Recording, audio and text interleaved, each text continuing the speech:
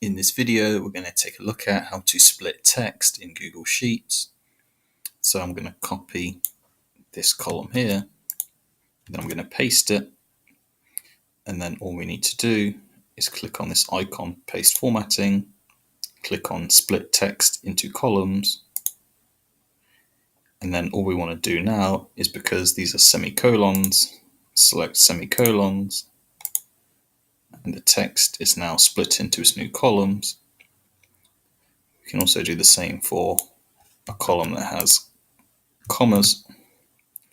Copy to paste, click on the icon, then split text into columns, and this has automatically detected it for us.